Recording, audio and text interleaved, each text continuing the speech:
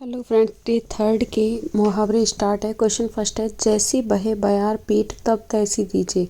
है ना। कहने का मतलब क्या है, जब जैसा ही रुख देखकर काम करना चाहिए, समय देखकर ही हमको काम करना चाहिए। है ना।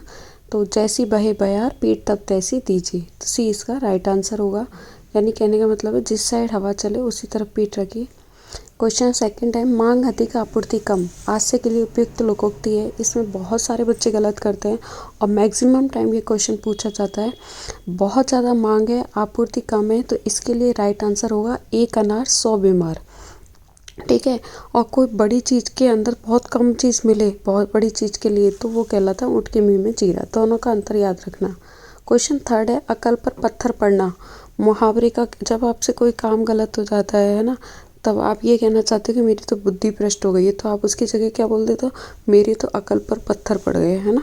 तो इसका मतलब ये क्या होता है, या तेरी तो अकल पर पत्थर पड़ गए, जो भी। तो इसका राइट आंसर होगा सी, बुद्धि भ्रष्ट होना। क्वेश्चन फोर्थ है, स्थिति दयनीय होने पर भी घमंड न छोड़ना के लिए उपयुक्त लोकोक्ति है।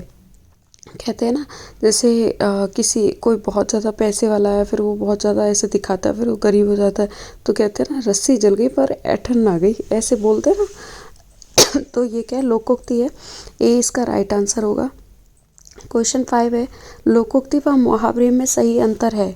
ठीक है। तो आपको ये चीज़ आनी चाहिए, क्योंकि मैंने आपको पहले भी बताया था, पूछा जाता है कि ये लोकोक्ति है या मुहावरा है। तो लोकोक्ति पूर्ण वाक्य होती है, जबकि मुहावरा वाक्यांश मात्र होता है।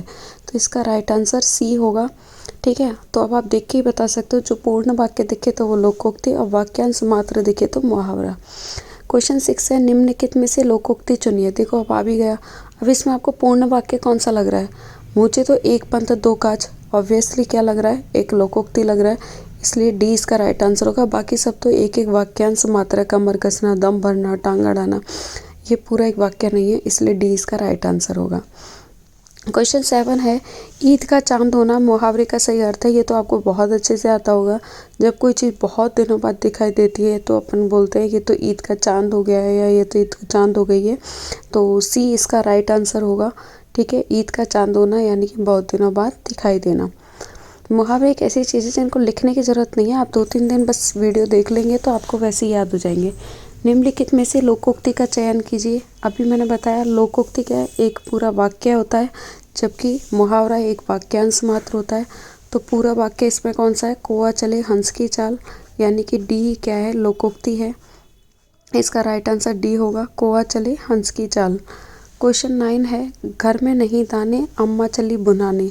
इसका मतलब क्या है कि आपके पास कुछ भी नहीं है और आप फालतू में ढोंग कर रहे हो कि मेरे पास ये है, मेरे पास वो है, तो इसलिए कहता है घर में नहीं दाने अम्मा चली बुनाने। तो इसका राइट आंसर होगा, ना होने पर भी ढोंग करना, कुछ ना होने पर भी ढोंग करना, यानी कि डी इसका राइट आंसर होगा। ठीक है। क्वेश्चन 10 है, एक पंथ दो काज। जैसे कि आपको क्या करना पड़ता है, जैसे एक ही प्रयास कर रहे हो और उसमें दो काम हो जाए, तो आप क्या करते हो, एक पंथ से दो काज हो गए, यानी कि एक प्रयत्न से दो काम हो जाना। सी इसका राइट आंसर होगा।